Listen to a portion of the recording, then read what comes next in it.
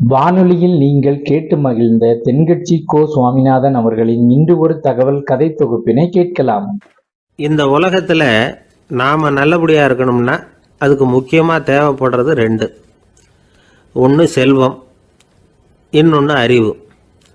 சரி, இது ரெண்டில் சிறந்தது எது அப்படின்னு ஒரு கேள்வி கேட்டால் என்ன பதில் சொல்கிறது? இதே கேள்வியை ஹஸ்ரத் அலி அவர்கள்கிட்ட கேட்டாங்களாம். அவர் ஒரு பெரிய அறிஞர். கேள்வி கேட்டவங்களும் சாதாரண ஆட்கள் இல்லை, இவங்களும் அறிஞர்கள்.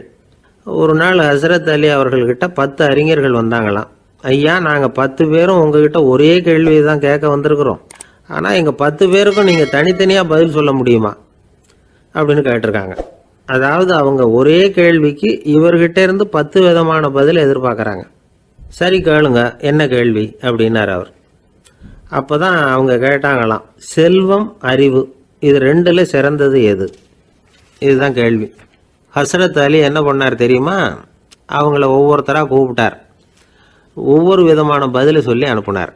முதல்ல ஒருத்தரை கூப்பிட்டார், சொன்னார், அறிவுங்கிறது தீர்க்கதரிசிகள், ஞானிகள், மகான்கள் இவங்களோட பரம்பரை சொத்து. ஆனால் செல்வம்ங்கிறது கொடுங்கோலரின் ஆயுதம், அதனால் அறிவு தான் சிறந்தது அப்படின்னார். ரெண்டாவது ஆளை கூப்பிட்டார், உங்ககிட்ட செல்வம் இருந்தால் நீங்கள் தான் அதை காப்பாற்றணும், ஆனால் அறிவு உங்களை எப்பவும் காப்பாற்றும், ஆகவே அறிவு தான் சிறந்தது அப்படின்னார். மூணாவது ஆளை கூப்பிட்டார், செல்வந்தனுக்கு எப்போதும் விரோதிகள் அதிகம், ஆனால் அறிஞனுக்கு நண்பர்கள் அதிகம், அதனால் அறிவு தான் சிறந்ததுன்னார். அடுத்தவரை கூப்பிட்டார், செல்வம் அடுத்தவங்களுக்கு கொடுக்க கொடுக்க குறையும், ஆனால் கல்விங்கிறது அதிகரிச்சுக்கிட்டே வரும், கொடுக்கறதுனால குறையாது, அதனால் அறிவு தான் சிறந்ததுன்னார். இன்னொருத்தரை கூப்பிட்டார், அறிவுள்ளவன் எப்பவும் அதை அடுத்தவங்களுக்கு வாரி வழங்கிக்கிட்டே இருப்பான், அதனால் அவங்ககிட்ட தாராளத்தன்மை இருக்கும், ஆனால் செல்வந்தன்கிட்ட கஞ்சத்தனம் தான் இருக்கும், அதனால் அறிவு தான் சிறந்ததுன்னார். ஆறாவது நபரை கூப்பிட்டார், செல்வத்தை கள்வர்கள் திருடிட்டு போக முடியும், ஆனால் அறிவை அப்படி திருடிட்டு போக முடியாது அப்படின்னார். ஏழாவது நபரை கூப்பிட்டார், செல்வம் கால ஓட்டத்தில் அழிஞ்சிரும், ஆனால் அறிவை கால ஓட்டம் ஒன்றும் பண்ண முடியாது, ஆகவே அறிவே சிறந்ததுன்னார். எட்டாவது ஆளை கூப்பிட்டு சொன்னார், செல்வத்துக்கு எப்பவும் எல்லை உண்டு, நிறை உண்டு, அளவு உண்டு, கணக்கு உண்டு, ஆனால் அறிவுக்கு அப்படிப்பட்ட எல்லை எதுவும் கிடையாது, அதனால் அதுதான் சிறந்ததுன்னார். அடுத்தவனை கூப்பிட்டார், செல்வம் உள்ளத்தில் உள்ள ஒளியை போக்கிவிடும், இருட்டை உண்டாக்கிவிடும், விரிந்த மனப்பான்மையை குறுகலாக்கிவிடும், ஆனால் அறிவு அப்படி இல்லை, இருண்ட உள்ளத்தில் ஒளியை பாய்ச்சி அதை விசாலப்படுத்துது, அதுதான் சிறந்ததுன்னார். கடைசியாக 10வது நபரை கூப்பிட்டார், செல்வம் மனசில் செருக்கை உண்டாக்குது, ஆணவத்தை ஏற்படுத்துது, அதனால் நானே கடவுள்னு நினைக்கிற அளவுக்கு மனுஷனை தாழ்த்தி விடுது, ஆனால் அறிவு பணிவையும் பண்பாட்டையும் வளர்க்குது, அதனால் அறிவு தான் சிறந்ததுன்னார். ஆக இப்படி 10 பேருக்கும் 10 விதமாக பதில் சொன்னது மூலமாக ஹஸ்ரத் அலி அவர்கள் அறிவு தான் செல்வத்தை விட சிறந்தது அப்படிங்கிறதுக்கு 10 காரணங்களை சுட்டி காட்டியிருக்கார். அந்த அறிஞர் 10 பேர் கேட்ட ஒரே கேள்விக்கு 10 பதில் சொன்னார். நமக்கு வேண்டிய ஒருத்தர் 10 பேர் கேட்ட கேள்விக்கு ஒரே பதில் சொல்லி சமாளித்தார். கேள்வி என்ன தெரியுமா? என்கிட்ட வாங்கின கடனை எப்போயா திருப்பி கொடுக்க போகிற? இதுதான் அந்த 10 பேரும் கேட்ட ஒரே கேள்வி. இந்த மாதம் 26ஆம் தேதி தந்துடுறேன் அப்படிங்கிற ஒரே பதில் சொல்லி அவ்வளவு பேரையும் இவர் அனுப்பி வச்சுட்டாராம். எல்லாரும் போனதுக்கப்புறம் இவரை தனியாக கூப்பிட்டு கேட்டிருக்கிறாங்க, அது என்ன சார் கணக்கு, 26ஆம் தேதி அன்னைக்கு என்ன அதிசயம் நடக்க போகுது அப்படின்னு கேட்டிருக்காங்க. அதிசயம் அன்னைக்கு இல்லை, அதுக்கு நாளே நடக்க போகுதுன்னாராம். விவரமாக சொல்லுங்கன்னு இருக்காங்க. வேற ஒன்றும் இல்லைங்க, 26ஆம் தேதி தானே எல்லாரையும் வர சொல்லியிருக்கிறேன், அதுக்கு நாளே நான் புறப்பட்டு தலைமறைவாயிட போகிறேன் அப்படின்னாராம் ரொம்ப பெருமையாக. கங்கை கரை தோட்டம் பக்கத்தில் ஒரு ஆசிரமம், அங்கே ஒரு பெரியவர் தங்கி இருக்கிறார். அவர் தான் ராமகிருஷ்ண பரமஹம்சர். அந்த ஆசிரமம் இருந்த இடம் கரக்பூர். வங்காளத்தில் பொதுவாக எல்லாரும் மீன் சாப்பிட்றது உண்டு. கங்கையில் குளிச்சுட்டு கையில் ஒரு மீனோடு வர்றது வழக்கம். இவர் இருக்கிற இடத்துக்கு கங்கையில் படகு வழியாக வரணும். அப்படி தான் எல்லாரும் வருவாங்க. வர்றவங்களை ஒன்று கூட்டி ஆன்மீக விஷயங்களை பற்றி பேசிக்கிட்டு இருப்பார். ஒவ்வொரு நாள் ஒவ்வொருத்தர் நகரத்துக்கு போகணும், வரும்பொழுது மீன் கொண்டுகிட்டு வரணும். அதுக்கு ஒரு அட்டவணையே உண்டு ஆசிரமத்தில். அது பிரகாரம் ஒரு நாள் சுவாமி யோகானந்தர் படகுல போனார். படகை செலுத்தினவங்க ராமகிருஷ்ணரையும் சுவாமி யோகானந்தரையும் மற்றவங்களையும் பித்தர்கள் அப்படின்னு சொல்லி ஏளனமாக பேசினாங்க. அவங்க என்ன பைத்தியம் பிடிச்சவங்க அப்படிங்கிறது மாதிரி. சுவாமி யோகானந்தருக்கு ரொம்ப மென்மையான இதயம். இவங்க இப்படி கண்ணாபின்னான்னு பேசுகிறத பார்த்தா மீனை வாங்கிட்டு திரும்புகிறப்போ என்ன நடக்குமோ அப்படிங்கிற பயம் வேற வந்துட்டுது அவருக்கு. அவ்வளவு மென்மையானவர். இதை தெரிஞ்சுக்கிட்ட ராமகிருஷ்ணர், யோகானந்தா இங்கே வா அப்படின்னு கூப்பிட்டார். இவர் கண்ணீரை தொடச்சிக்கிட்டே கிட்ட போனார். சொன்னார், ஐயா, படகு ஓட்டுறவங்க உங்களை பற்றி மோசமாக பேசுகிறாங்க. என்ன திட்டினா பரவாயில்ல, ஆனால் உங்களை அவங்க திட்டுறாங்க, அதை என்னால் தாங்கிக்க முடியல அப்படின்னார். இதை கேட்டதும் ராமகிருஷ்ணருக்கு கோபம் வந்துட்டு தான். என்னது, உன்னுடைய குருவை பற்றி அவங்க மோசமாக பேசும்பொழுது நீ சும்மா இருந்தியா? வெளியில் போ அப்படின்னு விட்டார். குரு நிந்தனை செய்கிறப்போ அதை கேட்டுக்கிட்டு சும்மா இருக்கலாமா? குரு நிந்தனையை கேட்டால் பாவம் இல்லையா? என்னை தூற்றும் போது அவங்க பாவம் செய்கிறாங்க, அதை கேட்டுக்கிட்டு நீ சும்மா இருந்தால் நீயும் பாவம் செய்கிற அப்படின்னாராம். அடுத்த நாள் சுவாமி நிரஞ்சனானந்தர் போக வேண்டிய நாள். இவர் படகுல போகும்பொழுதும் அதே மாதிரி நடந்துதான். அவங்க மோசமாக பேச ஆரம்பித்தாங்க, திட்ட ஆரம்பித்தாங்க. அப்படி கேலி பண்ண ஒருத்தனை இவர் என்ன பண்ணார், பலாருன்னு கன்னத்தில் அரைஞ்சிட்டார். இன்னொருத்தனை கங்கையில் தூக்கி எறியறதுக்கும் தயாராகிட்டார். அதுக்கப்புறம் அவங்க யாரும் வாயை திறக்கலை. மீன் வாங்கிட்டு வர்றப்பவும் படகுல ஒரே அமைதி, அவ்வளவு பயம் அவங்களுக்கு. ராமகிருஷ்ணர் கூப்பிட்டு விசாரித்தார் என்ன நடந்ததுன்னு. இவர் சொன்னார், அவர் யோகானந்தா போகும்பொழுது என்ன நடந்ததோ அப்படியே தான் இப்பவும் நடந்தது. குரு நிந்தனை செய்கிறத கேட்டுக்கிட்டு நான் சும்மா இருப்பேனா?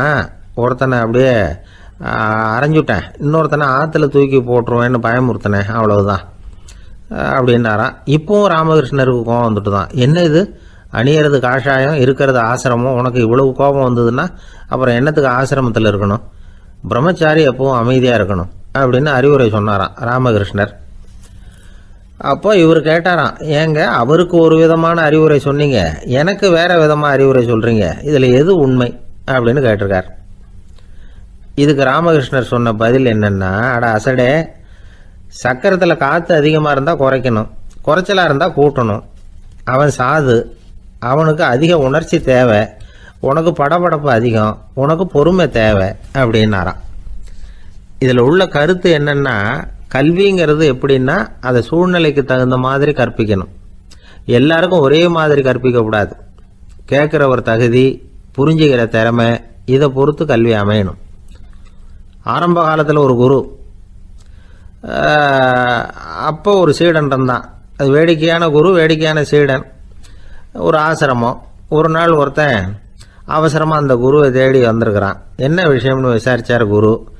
உங்கள் சீடர் என்னை அடிச்சுட்டார் அப்படின்னு புகார் பண்ணானா அந்த ஆள். குரு சீடனை கூப்பிட்டார். அடிச்சியா இந்த ஆளை அப்படின்னு கேட்டாராம். ஆமான் இருக்கான் சீடன். ஏன் அடிச்சே அப்படின்னு கேட்டாராம். இந்த ஆள் உங்களை பற்றி மட்டமாக பேசிவிட்டான், என்னால் அதை தாங்கிக்க முடியல, அதனால தான் அடிச்சுட்டேன் இருக்கான். அப்படி என்ன பேசினா அப்படின்னு கேட்டாராம். உன்னுடைய குருநாதர் இப்போல்லாம் அர்த்தமில்லாமல் பேச ஆரம்பிச்சுட்டார் அப்படின்னு சொல்லிவிட்டான், அதனால தான் அடிச்சுட்டேன் அப்படின்னு நானா. அதுக்காக அடிச்சே அப்படின்னாராம். நான் அதுக்காக அடிக்கல குருவே, இப்பெல்லாம் நீங்கள் அர்த்தமில்லாமல் பேசுகிறதாக அவன் சொல்கிறான், அப்படின்னா இதுவரைக்கும் நீங்கள் அர்த்தத்தோடு பேசினதாகத்தானே அர்த்தம், அது தப்பு தானே, அதனால தான் அடித்தேன் அப்படின்னு நானா. ஒரு ஊரில் ஒரு ராஜா இருந்தார். அந்த ராஜாவுக்கு ஒரு மந்திரி. ராஜா ரொம்ப நியாயமானவர், நேர்மையானவர், கண்டிப்பானவர். தப்பு செய்கிறது யாராக இருந்தாலும் தண்டனை கொடுப்பார். வேண்டியவங்களுக்கு ஒரு நியாயம், வேண்டாதவங்களுக்கு ஒரு நியாயங்கிறதெல்லாம் அவர்கிட்ட கிடையாது. ஒரு சமயம் அரசவையில் அந்த அமைச்சரே விதிமுறைகளுக்கு புறம்பா ஏதோ நடந்துகிட்டு இருக்கார். மன்னருக்கு கோபம் வந்துட்டுது. உடனே அந்த அமைச்சரை கிட்டத்தில் கூப்பிட்டு அவர் கன்னத்தில் ஓங்கி ஒரு அறை கொடுத்துட்டாராம். உடனே அந்த அமைச்சர் என்ன பண்ணார் தெரியுமா, நேராக போனார். அங்கே நின்றுகிட்டு இருந்த இன்னொருத்தர் கன்னத்தில் ஓங்கி அரைஞ்சார். அரை வாங்கினவர் திகைச்சு போயிட்டார். இவர் ஏன் நம்மளை அரைகிறார் அப்படின்னு யோசனை பண்ணார். மன்னரும் திகைச்சு போயிட்டார். நாம இவரை அரைஞ்சா அதுக்காக இவர் போய் இன்னொருத்தரை அரையணுமா அப்படின்னு யோசனை பண்ணார். அவர் இவருக்கு என்ன பைத்தியமானு கூட நினைக்க ஆரம்பிச்சுட்டார். ஆனால் என்ன ஆச்சுன்னா, அப்புறம் அமைச்சர் அவர் கவனிச்சுக்கிட்டு இருந்தாரா, அவர் இன்னொருத்தர் அரைஞ்சார் இல்லையா, அந்த அரை வாங்கின ஆசாமியை பார்த்து கத்திக்கிட்டு இருந்தார். யார், அமைச்சர். ஏன்பா என்கிட்ட அறையை வாங்கிட்டு இப்படி விவரம் இல்லாமல் நின்றுட்டு இருக்கிறிய, நான் உனக்கு கொடுத்ததை நீ வேற யாருக்கிட்டையாவது கொடுத்துரு அப்படின்னார். உடனே அந்த ஆள் பார்த்தான், தனக்கு அடுத்தபடியாக நின்றுக்கிட்டு இருந்தவனை ஓங்கி ஒரு அரை அரைஞ்சான். அவன் கண்ணத்தை தடவிட்டே யோசனை பண்ணான். இது ஏதோ புரிஞ்சுக்கிட்ட மாதிரி அடுத்தாப்புல நின்றுக்கிட்டு இருந்தவனை அரைஞ்சான். இப்படி இந்த அறை மாறி மாறி போய்கிட்டே இருக்குது. ஊரு பூரா பிரயாணம் பண்ண ஆரம்பிச்சுட்டுது. அன்னைக்கு ராத்திரி அந்த ராஜா படுக்கிறதுக்காக போனார். அந்த நேரம் பார்த்து அவர் கன்னத்தில் பலார்னு ஒரு அறை விழுந்தது. நம்மளே அறையிறது யாரு அப்படின்னு அதிர்ச்சியோட மன்னர் திரும்பி பார்க்குறாரு. அரைஞ்சது அவரோட மனைவி. என்னாச்சு உனக்குன்னு கத்துனார் ராஜா. உங்களுக்கு தெரியாதா, ஊர் பூரா ஒருத்தர் மாற்றி ஒருத்தர் மூலமாக இந்த அறை வந்து பிரயாணம் பண்ணிட்டு வருது அப்படின்னாங்க அந்த அம்மா. அப்படின்னா ஆரம்பித்த இடத்துக்கே வந்துட்டுதா அப்படின்னாராம் மன்னர். என்ன சொல்கிறீங்கன்னு கேட்டிருக்காங்க. இவர் விவரத்தை சொன்னாராம். அப்படின்னா நீங்கள் ஆரம்பித்து வச்ச இந்த விளையாட்டை நான் முடிச்சு வச்சுட்டேன் அப்படின்னாங்களாம் அந்த அம்மா.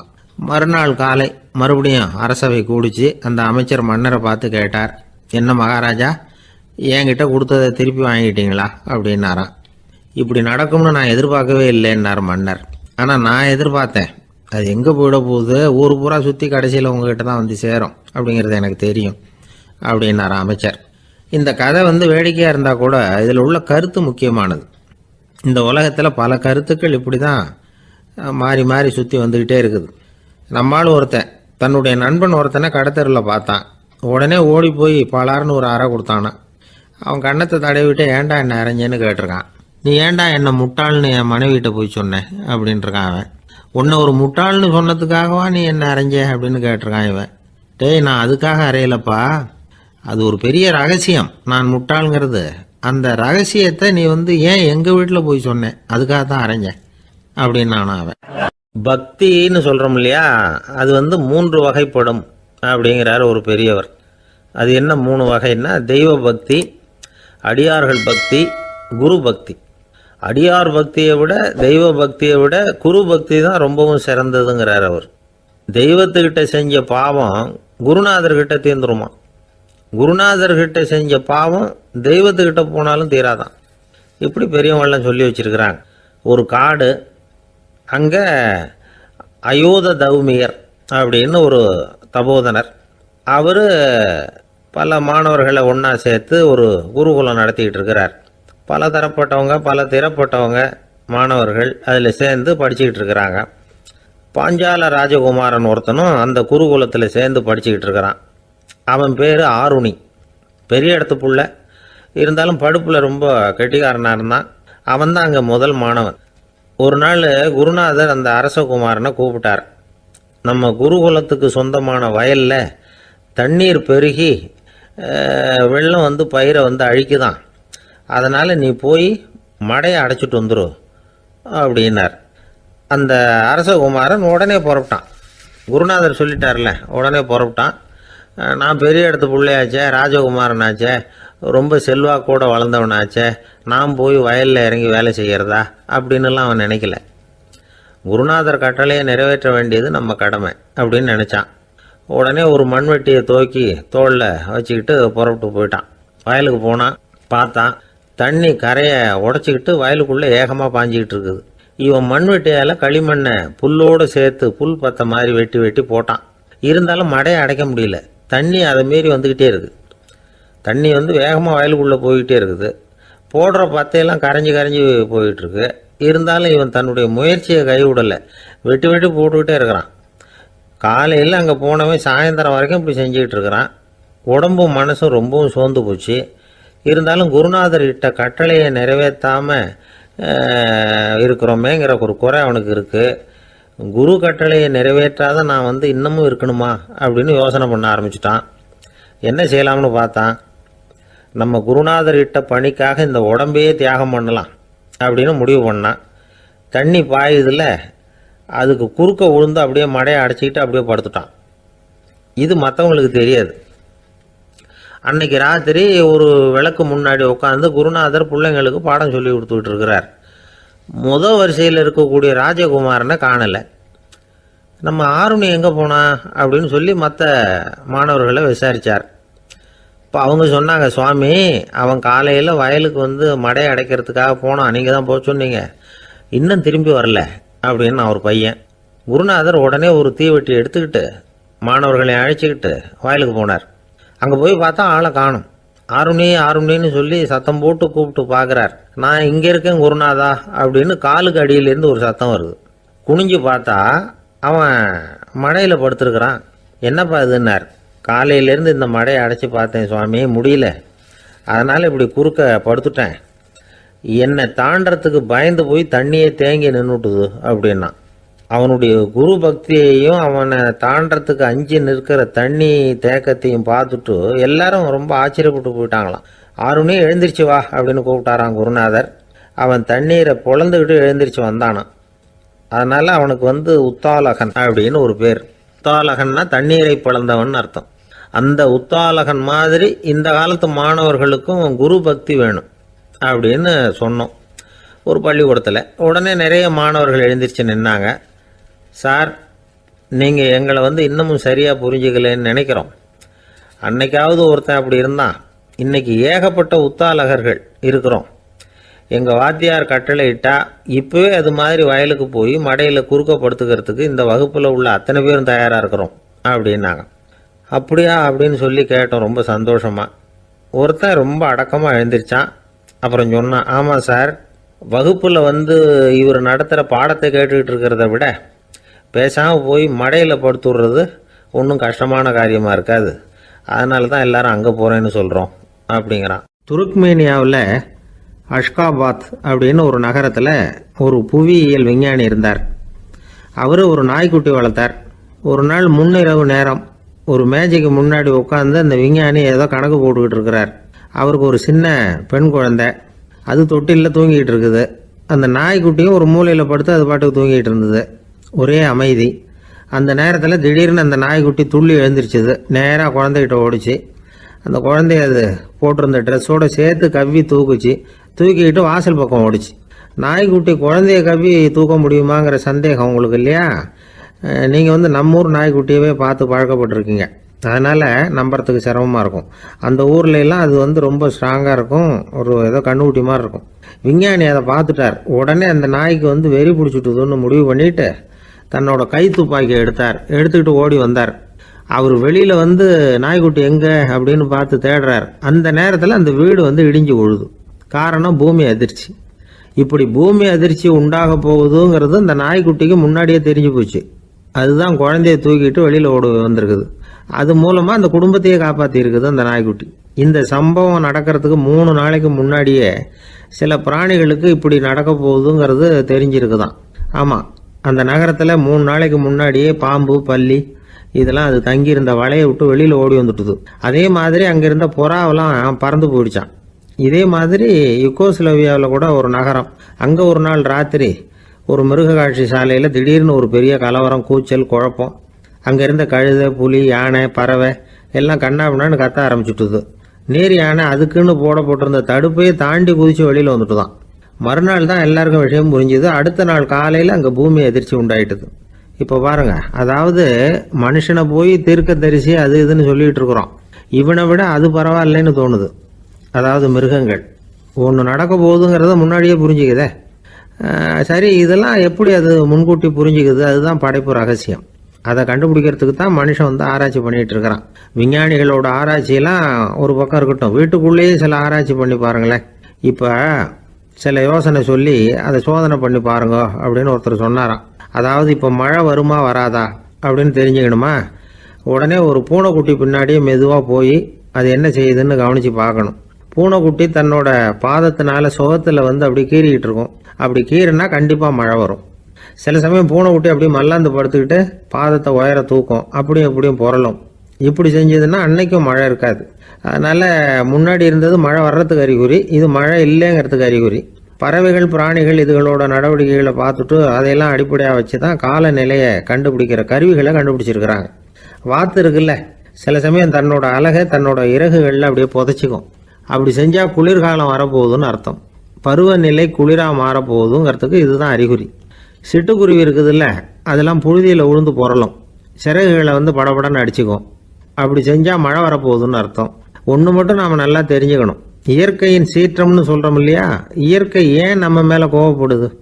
இயற்கையை நாம் அனுசரித்து போகிறதில்ல, அதனால் கோவப்படுது.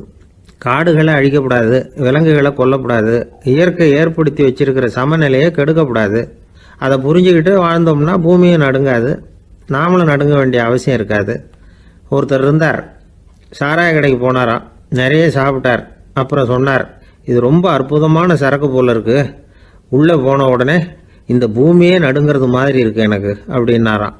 இதுக்கு கடைக்காரர் சொல்லியிருக்கார், நீங்கள் சாப்பிட்டது வெறும் பச்சை தண்ணி தாங்க, இப்போ ஏற்பட்டிருக்கிறது நிஜம் பூமி அதிர்ச்சி அப்படின்னாராம். ஒரு இலக்கிய கூட்டம் ஏற்பாடு பண்ணியிருக்கிறோம், நீங்கள் அவசியம் வந்து அதில் பேசணும் அப்படின்னு கேட்டுக்கிட்டார் ஒருத்தர். வேணாங்க, 4 பேருக்கு முன்னாடி வந்து நிற்கிறதுனா எனக்கு ரொம்ப கூச்சமாக இருக்கும் அப்படின்னாரு இவர். ஏன் சார் இன்னமும் குழந்த மாதிரி கூச்சப்படுறீங்களே அப்படின்னார் அவர் ஒரு மாதிரியாக சமாளித்து அனுப்பி வச்சுட்டு அதுக்கப்புறம் அதை பற்றி இவர் யோசித்து பார்த்துருக்கார். சில நிபுணர்கள் எழுதியிருக்கிறத படித்தும் பார்த்துருக்கிறார். மனோதத்துவ நிபுணர்கள் என்ன சொல்கிறாங்க தெரியுமா? 10லேருந்து 20% குழந்தைகள் பிறக்கிறப்பவே கூச்ச சுபாவம் கொண்டதாக தான் இருக்குதான். ஒரு தாத்தா தன்னோட பேர பிள்ளைய ஆசையாக கூப்பிடுறார் விளையாட்டு காட்ட, அதை அழுதுகிட்டு ஓடி போகுது. ஒரு அம்மா தன்னோட பிள்ளைய பள்ளிக்கூடத்தில் சேர்க்கறதுக்காக கூப்பிட்டுக்கிட்டு போகிறாங்க. அந்த புள்ள அம்மாவோட முந்தானையில் ஒளிஞ்சிக்கிட்டு வெளில வரமாட்டேங்குது. இவங்களெல்லாம் எப்படி சமாளிக்கிறது? குழந்தைகளோட கூச்ச சுபாவத்தை போக்குறது எப்படி? இதுக்கு நிபுணர்கள் சில யோசனைகளை சொல்லியிருக்கிறாங்க. மற்றவங்களுக்கு முன்னாடி என் பையனுக்கு கூச்சம் ரொம்ப அதிகம் சார், மற்றவங்க பார்த்தா ரொம்ப வெக்கப்படுறான், இப்படி சொல்கிற அப்பாக்கள் உண்டு. என் பையன் புது மனுஷால பார்த்தா அட்டையாக ஒட்டிக்குவான் சார் அப்படின்னு சொல்கிற அப்பாக்களும் உண்டு. இப்படிலாம் குழந்தைகளுக்கு வந்து முத்திரை குத்துறது ரொம்ப தப்பான். புதுசாக யாராவது வீட்டுக்கு வந்தால் குழந்தை தானாக தன்னோட கூச்சத்தையும் பயத்தையும் போக்கிக்கிட்டு சகஜமாக மாறி வர்றதுக்கு வாய்ப்பு கொடுக்கணுமா. ஒரு கூட்டத்துக்கோ அல்லது சொந்தக்காரங்க கல்யாணத்துக்கோ குழந்தைய அழைச்சிட்டு போகிறீங்க, அங்கே போய் கட்டாயப்படுத்தி குழந்தைய மற்றவங்க கிட்ட பேச சொல்லக்கூடாது. சில சமயம் குழந்தை தானாக தன்னுடைய கூச்ச சுபாவத்தை விட்டு பேசுறதுக்கு முன் வந்தால் அதை பாராட்டணும். குழந்தை கலகலப்பு இல்லாமல் மௌனமாக இருந்ததுன்னா அதையும் கண்டுக்கக்கூடாது. குழந்தை பேச ஆரம்பித்தா அதை ஆர்வத்தோடு கவனிக்க தெரியணும். கலந்து உரையாடுற பழக்கத்தை வீட்லேயே ஆரம்பிக்கலாம். கேட்டதுக்கு பதில் சொல் அப்படின்னு நீங்கள் அதிகாரம் பண்ணிகிட்டு இருக்கக்கூடாது. அது வந்து குழந்தைக்கு பேசுகிற சந்தர்ப்பத்தை குறைச்சிருமா. இப்போ நாம் அதிகாரம் பண்ணால் கேலி செய்கிற பழக்கம் குழந்தைகளை வந்து ரொம்ப பாதிச்சிருமா. பெரியவங்களானதுக்கு அப்புறமும் சில பேர் கூச்சத்தோடவும் பயத்தோடவும் இருக்கிறதுக்கு இதுதான் காரணம். சின்ன வயசில் அவங்கெல்லாம் ஏதாவது கேலிக்கு ஆளாகி இருப்பாங்க. 2வது குழந்தை மூத்த குழந்தைய வந்து கேலிக்கு ஆளாகிற சந்தர்ப்பங்களை கண்டு கேலி பண்ணினா அது இளம் நெஞ்சங்களை விட்டு நீங்கிறதே இல்லையா. எப்பவும் குழந்தையோட நடை உடை பாவனைகளை பற்றி சொல்லிக்கிட்டே இருக்கக்கூடாதான். அதுவே கூச்ச சுபாவத்தை கொண்டுட்டு வந்துருமா. அப்பா எங்கேன்னு யாராவது கேட்டால் இது மாதிரி இன்ன காரியத்துக்காக வெளியில் போயிருக்கார், இத்தனை மணிக்கு திரும்பி வருவார் அப்படின்னு சொல்கிற அளவுக்கு குழந்தைகளை வந்து பழக்கப்படுத்தி வைக்கணும். ஃபோன்லேயே யாராவது விசாரித்தா கூட இது மாதிரி பதில் சொல்லு அப்படின்னு சொல்லணும். சின்ன சின்ன மீட்டிங்கில் 4 வார்த்தை பேச தயார் பண்ணலாம். ஒரு கடையிலையோ அல்லது ஹோட்டல்லையோ ஏதாவது விவரம் கேட்கணும்னா உங்கள் குழந்தைய தைரியமாக அனுப்புங்க. குழந்தைகள் பணிவாகவும் பொறுமையாகவும் விவரம் கேட்குறப்போ கூச்ச சுபாவம் தானாக போயிடும். சின்ன வயசுலேயே இப்படிலாம் பழக்கப்படுத்தினா தான் வருங்காலத்தில் தைரியமாக இந்த சமுதாயத்தில் வாழ முடியும். இல்லைன்னா 60 வயசுலேயும் அடுப்பங்கரையை விட்டு வெளில வர்றதுக்கு கூச்சப்பட்டுக்கிட்டு தான் இருக்க வேண்டியிருக்கும். இந்த காலத்து பிள்ளைங்க எவ்வளவோ பரவாயில்ல, எதுக்கும் தயங்குறதில்ல, கூச்சப்படுறதில்ல. ஒரு அம்மா அடுப்பங்கரையிலேருந்து சத்தம் போட்டாங்க, டேய் ராமு, தயவு பண்ணி அந்த டிவியை நிறுத்துறா, அந்த பெண்ணோட குரல் மகா மோசம், அடுப்பங்கரையில் இருக்கிற என்னாலேயே அதை சகிச்சிக்க முடியல அப்படின்னாங்களாம். உடனே பையன் கொஞ்சம் கூட தயங்காமல் பதில் சொல்கிறான், அம்மா இந்த குரல் டிவியிலேருந்து வரல, எழுத்த விட்டு மாமி தான் இங்கே வந்திருக்கிறாங்க, அவங்க தான் இப்போ என்னோட பேசிக்கிட்டு இருக்கிறாங்க அப்படின்னா. ஒரு பெரியவர் உட்கார்ந்துருக்கிறார், அவரை சுற்றி அவருடைய தோழர்கள் உட்கார்ந்துருக்கிறாங்க. ஏதோ ஒரு முக்கியமான செய்தியை அவர் வந்து அவங்களுக்கு சொல்லிகிட்டு இருக்கிறார். அவங்களும் ஆர்வமாக கேட்டுக்கிட்டு இருக்கிறாங்க. இந்த சமயத்தில் யாரோ ஒரு ஆள் வேகமாக அங்கே வர்றார். வர்ற வேகத்திலேயே எனக்கு ஏதாவது உதவி செய்யுங்க அப்படின்னு கேட்டுக்கிட்டே வர்றார். கேட்கறது உதவி, ஆனால் குரல் வந்து மிரட்டுறது மாதிரி இருக்குது, அதட்டி கேட்கறது மாதிரி இருக்குது. இதை கேட்டதும் அந்த பெரியவர் ஆத்திரப்படலை, ஆனால் அவரை சுற்றி இருந்தவங்க ஆத்திரப்பட்டாங்க. இதை பெரியவர் கவனித்தார். கொஞ்சம் அமைதியாக இருங்கன்னார். வந்தவரை கூப்பிட்டார். அவருக்கு சில பொருள்களை கொடுத்தார். என்னங்க இப்போ உங்களுக்கு மகிழ்ச்சி தானே அப்படின்னார். ஆ அப்படின்னு அலட்சியமாக அவர் சொல்கிறார். நான் உங்களை நல்ல முறையில் நடத்தினேன்னா அப்படின்னு கேட்குறாரு அவர் மறுபடியும். அதெல்லாம் ஒன்றும் இல்லை அப்படின்னு சொல்லி அவர் சொல்லிகிட்டு இருக்கிறாரு. குரலில் வந்து கடுமை குறையில. சுற்றி இருந்தவங்களால இதை பொறுத்துக்க முடியல. கோபத்தோடு அவரை நோக்கி நெருங்க ஆரம்பித்தாங்க. பெரியவர் அவங்களையெல்லாம் தடுத்து நிறுத்தினார். வந்தவரை வாங்க என்னோட அப்படின்னு சொல்லி அழைச்சிட்டு போனார். வீட்டுக்கு போனார். அங்கே போனதும் இன்னும் சில பொருள்களை எடுத்து அவர்கிட்ட கொடுத்தார். இப்போ திருப்தி தானே, நான் உங்ககிட்ட நல்ல முறையில் நடந்துக்கிட்டேனா அப்படின்னார். அவர் முகம் இப்போ தான் கொஞ்சம் மலர்ந்தது. ரொம்ப நன்றி, இறைவன் உங்கள் குடும்பத்துக்கு எல்லா நன்மைகளையும் செய்வான் அப்படின்னு சொன்னார். இதே வார்த்தைகளை என்னுடைய தோழர்கள்கிட்டே சொல்லிட்டீங்கன்னா அவங்க கோபம் தணிஞ்சிரும், வர முடியுமான்னார். கண்டிப்பாக வர்றேன் அப்படின்னாரு. மறுநாள் காலையில் அந்த இடத்துக்கு வந்தார். அதே மாதிரி சொல்லிவிட்டு அவர் போயிட்டார். தோழர்கள்லாம் ரொம்ப வியப்போடு பெரியவரை பார்த்தாங்க. அந்த பெரியவர் தான் நபிகள் நாயகம்.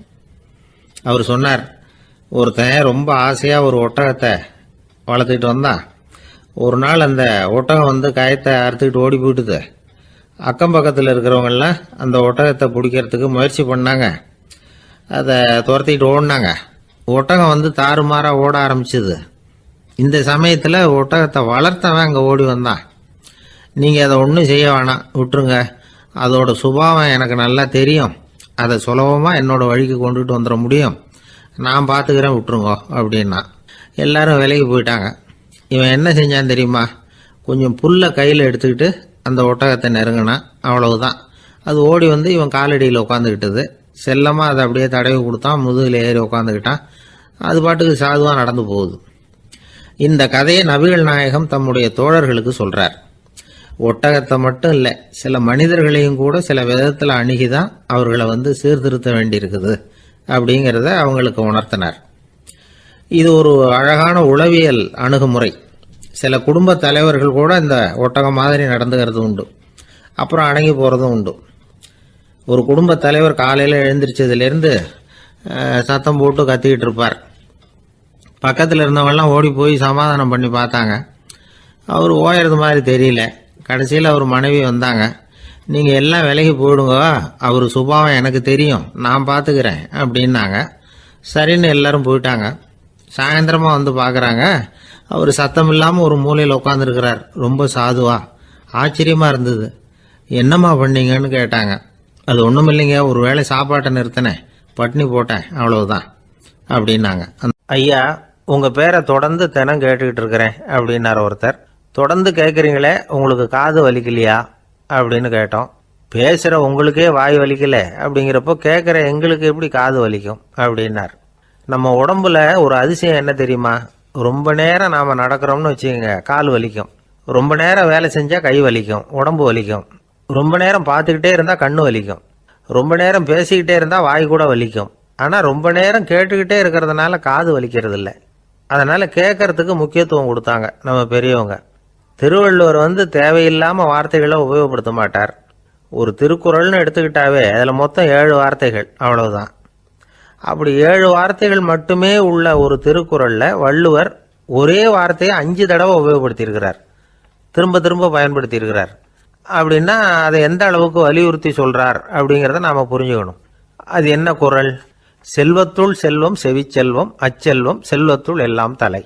செவிச்செல்வம்ங்கிறது அவ்வளவு முக்கியமானது. கற்றலின் கேட்டல் நன்று. அதிகம் கேட்கணுங்கிறதுக்காகத்தான் எவ்வளவு கேட்டாலும் காது வலிக்கிறது இல்லை.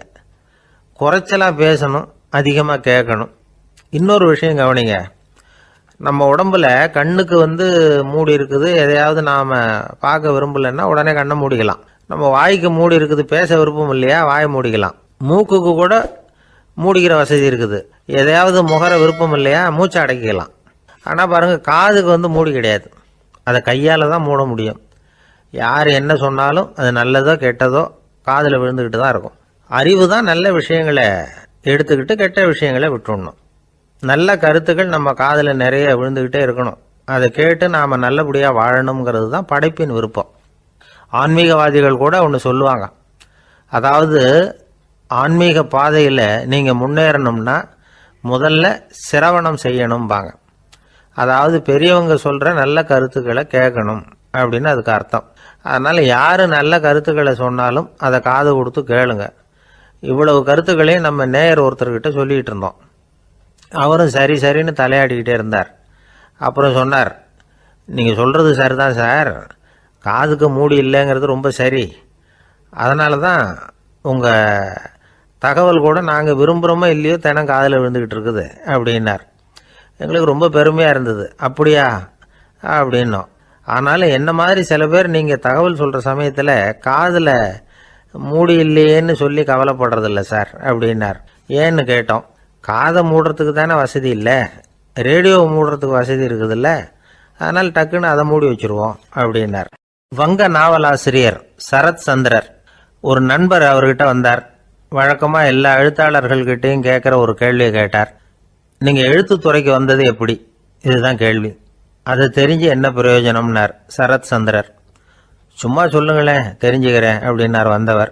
சரி சொல்கிறேன்னு ஆரம்பித்தார். நான் ரங்கூனில் வேலை பார்த்துக்கிட்டு இருந்தேன். சம்பளம் பத்தில், வேலையும் பார்த்துக்கிட்டு ஒரு பலசரக்கு கடை வைக்கலாம்னு நினச்சேன். என்னால் மளிகை கடை வச்சு சரியாக நடத்த முடியுமாங்கிற சந்தேகம் என் மனைவிக்கு. அதை சோதனை பண்ணி பார்க்கணுங்கிறதுக்காக சில பொருள்களின் அளவு, அதோட விலை, இப்படி சிலதை சொல்லி எல்லாத்தையும் மனக்கணக்காக கூட்டி போட சொன்னாங்க. என்னால் சரியாக கூட்டி சொல்ல முடியல. உங்களால் மளிகை கடை நடத்த முடியாதுன்னு சொல்லிவிட்டாங்க. உடனே என்ன பண்ணுறது, வேறு வழி இல்லை, கதை எழுத ஆரம்பிச்சிட்டேன் அப்படின்னார். கேட்டவருக்கு சிரிப்பு வந்துட்டு தான். சரத் சந்திரர் ஒரு பக்கம் சீரியஸான நாவல்கள், சிறுகதைகள் எழுதியிருந்தாலும் அவருடைய இன்னொரு பக்கம் வேற விதம். நண்பர்கள்கிட்ட பேசும்பொழுதும் சரி, அவர்களுக்கு கடிதங்கள் எழுதும் போதும் சரி, கேலியும் கிண்டலும் நகைச்சுவை உணர்வும் அதிகமாக இருக்கும். காந்திஜி ஒரு சமயம் கல்கத்தாவுக்கு வந்திருந்தார். தேசபக்தர்கள் பல பேர் அவர்கிட்ட பேசிக்கிட்டு இருந்தாங்க. அப்போது சரத் சந்திரரும் அங்கே இருந்தார். கிரண் சங்கர் ராய் அப்படிங்கிறவரும் அங்கே இருந்தார்.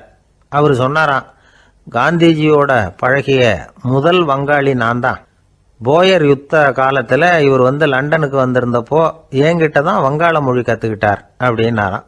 உடனே சரத் சந்திரர் காந்திஜியை பார்த்து, இவர் உங்களுக்கு வங்காள மொழி கற்றுக் கொடுத்தது உண்மைதானா அப்படின்னாராம். ஆமான்னாராம் காந்தி.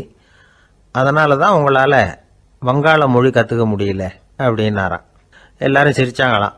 சரத் சந்திரர் சாம்தாபேர் அப்படிங்கிற கிராமத்தில் தங்கியிருந்தார் ஒரு இலக்கிய நிகழ்ச்சியில் கலந்துக்கிறதுக்காக.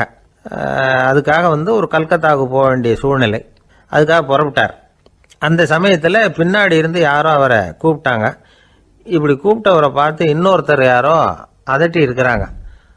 போகிறவரை ஏன் இப்படி கூப்பிடுறீங்க அப்படின்னு. ஏன் கூப்பிட்டா என்னன்னு கேட்டிருக்கார் சரத் சந்திரர்.